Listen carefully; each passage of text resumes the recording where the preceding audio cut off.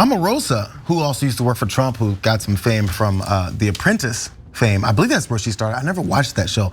But Omarosa Manigault also is now on MSNBC talking about things that potentially are gonna maybe stop Donald Trump from running for such a thing as president again. So she also just recently won a non-disclosure agreement where Donald Trump can't enforce it on her. So there's been a couple hints that she threw out there about some things that may keep him from running. Let's take a listen to that video there. I think going into 2024, I'm really more concerned about the fact that Donald Trump hasn't come forward and talked about his health. I don't know if he will even be healthy enough to run in 2024. And I think he needs to come clean to the American people about where he is on that before deciding to get into a very stressful and strenuous race for the White House. What I cut off there was the follow-up question, which I would think if someone you have on your show who worked closely with Donald Trump said he has to come clean about the health issues that he's got before he does something like try to run for president again in 2024. The next question, even if you did or didn't expect that, is what kind of health issues, Omarosa? Since you're now talking very open and freely. The next question was, well, let me ask you about your book. It was Reverend Sharpton that was asking her these questions, and I was like, ask her the next question. You mean what health issues? Now maybe it came up way earlier, maybe it was in a different segment and I missed it, but I'm really trying to figure out why the next question isn't health issues. You mean the kind of things that people were speculating on with Donald Trump when he was in office, kind of things that he always said about Hillary Clinton, she's got health issues, therefore she can't be president. Joe Biden has health issues, therefore he can't be president. This seems like the natural follow-up is, what do you think? Well, sadly, on America's Real Voice, Donald Trump went on those shows, a conservative network, and he was asked, in a way, about some potential health issues. Let's see what he had to say. MAGA Nation wants you to run again. I know you get it asked all the time. Let me ask it a different way. What will make you not run in 2024? In other words, what would be a reason not to run? Well, I guess a bad call from a doctor or something, right? You get that call and say, hey, sir, how you doing? Come on down here and see us because we got a bad report, right? Right. But I will say that, that happens with people. I had a very good friend of mine calls me up the other day. He's not doing so well, and he was doing great about 2 weeks ago. So things happen through God. They happen, and but I feel so good, and I hate what's happening to our country. Maybe a doctor will call you up and say, hey, Donald, hey, random guy, you have a really bad call here with some health issues. Again, honestly, in my opinion, it's all speculation. It's gonna all be that way because we've seen any kinds of speculation about Donald Trump's health or any cover-ups about his health, even when he was president. It never gets fully confirmed because you'll have doctors that'll say and do whatever they want for him. And honestly, I don't think he's got any issues. I don't think he wants to run for president again. You're crazy. I don't think he thinks he can win. I think he thinks he'd like to win, but what he can't go through is another loss. Yeah, no, he's gonna run again. I don't see it, man. Okay, you wanna make a bet? Okay, so let me break this down. First of all, JR is right about Al Sharpton. What are you doing, brother? Okay, the correct answer is what health issues, or the correct next question. This next question after that is it a butt problem? Okay, now why do I say that? Is there something wrong with his butt?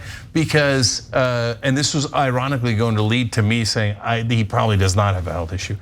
Because you remember that mysterious doctor's visit to Walter Reed that Trump did before he got COVID. So it was near the end of his term, but definitely before COVID. And all of a sudden the president's in the hospital and they're like, oh, it's a routine checkup. And I told you, ain't no routine checkup. Everybody, look, that wasn't me. Everybody was saying it.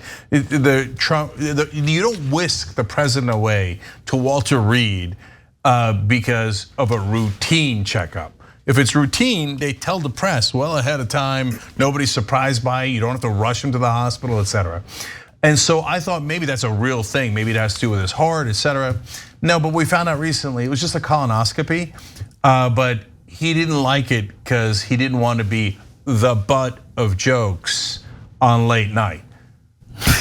He's such a child. Who cares? It's normal, especially for a guy in his 70s. So that you had a colonoscopy. Who cares? So a lot of people would have said it. Yeah, I know. They would have made butt jokes. So what? So what? They make 1,000 jokes about you anyway. I don't know if you've caught on. Okay, and so it seems like, for as far as we can tell, that was not serious, right? But that's a question you should have. So just a quick aside, why doesn't Al Sharpton ask that question?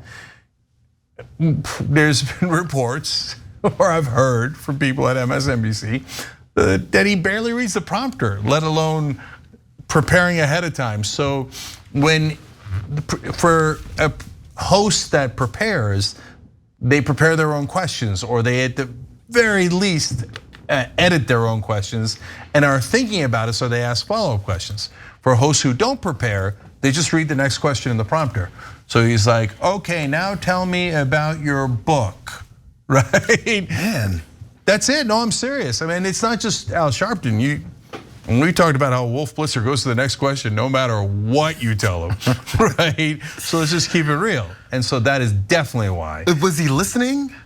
Like, okay, maybe you don't know what the answer is gonna be from Omarosa. You don't know that she's gonna say, he needs to come clean about these secret health issues that no one else has heard about.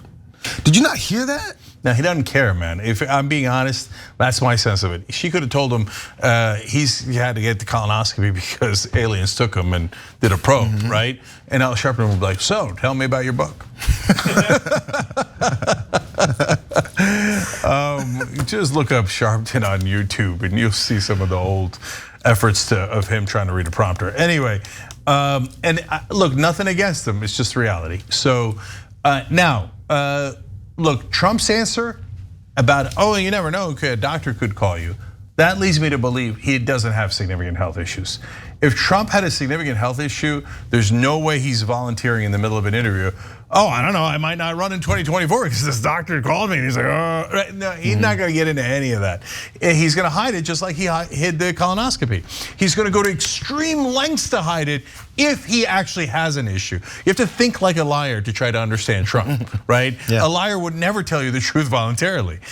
Now, on the issue of the health, oh my God, it's even worse because you remember, it's stunning to me that people don't talk about these massive news stories with regularity. That's why we become accustomed to Trump, even though he's absolutely mental.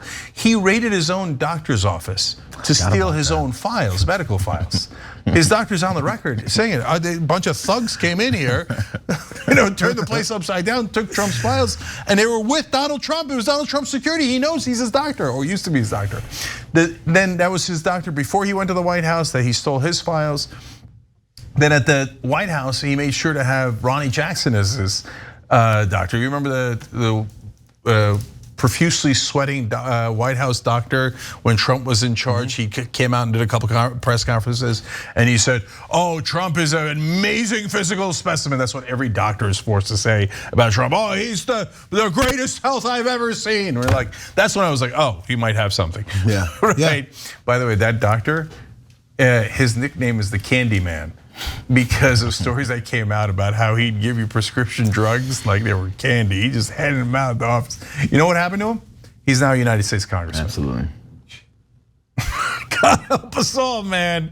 So last thing for me on this is that if you're worried about Trump's health, the number one thing you should be concerned about is mental health.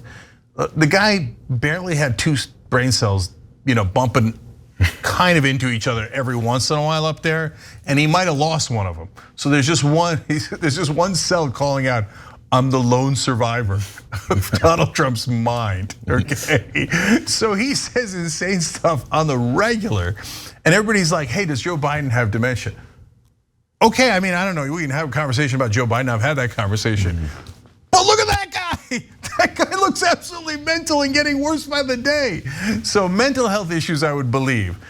Otherwise, he seems pretty healthy. That's my assessment. Yeah, we got to make this bet because I know we got to run off to a break in a minute, but I don't see any good scenario in his brain for why he would do this again. Oh, you're nuts. He thinks he's champion of the world. He thinks if he runs, he's gonna win again. He actually believes he won last time. He won, yeah, well, does he? Of course he does, he's crazy. You're not getting it. Here, I'll bet you $100 he runs again. That he runs again. That he runs again. What?